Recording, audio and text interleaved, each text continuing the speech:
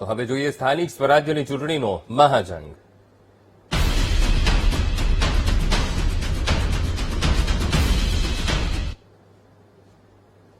સ્થાનિક સ્વરાજ્યની ચૂંટણી માટે અમદાવાદમાં પૂરજોશમાં તૈયારીઓ ચાલી રહી છે અને સ્ટ્રોંગ રૂમથી ઈવીએમ ડિસ્પેચ કરવાની કામગીરી શરૂ થઈ ગઈ છે. અમદાવાદ 16 સ્ટ્રોંગ રૂમથી બૂથ સુધી ઈવીએમ ડિસ્પેચ કરવામાં આવશે. દરેક સ્ટ્રોંગ રૂમમાં 1000થી વધુ સ્ટાફ ફરજ પર હાજર. સીસીટીવી અને હથિયારબંધ પોલીસની સુરક્ષા વચ્ચે ઈવીએમ ડિસ્પેચ કરાશે.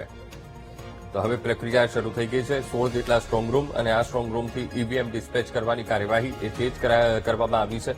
આવતીકાલે ઇલેક્શન છે અને એ પહેલા પૂરજોશમાં તૈયારીઓ એ શરૂ થઈ ગઈ છે.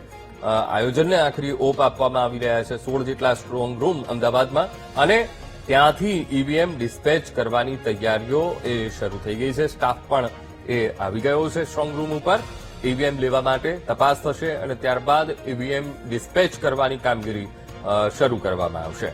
અમદાવાદના આ 16 સ્ટ્રોંગ રૂમથી આખી આ કાર્યવાહી ને આખરી ઓપ અપાશે.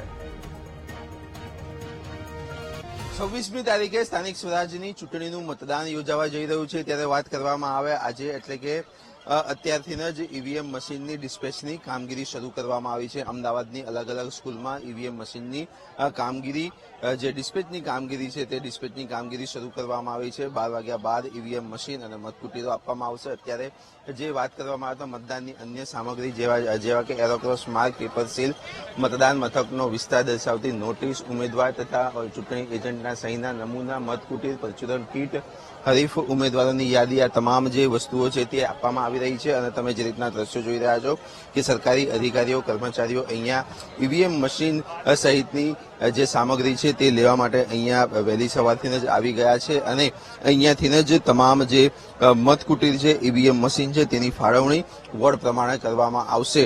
સાથે જ વાત કરવામાં આવે તો આવતીકાલે સવારે 7 વાગે મતદાનની પ્રક્રિયા શરૂ થશે. મતદાનની પ્રક્રિયા શરૂ થાય તે પહેલા જ આજે સાંજે 5 વાગ્યા સુધીમાં તમામ બૂથો પણ તૈયાર કરી દેવામાં આવશે.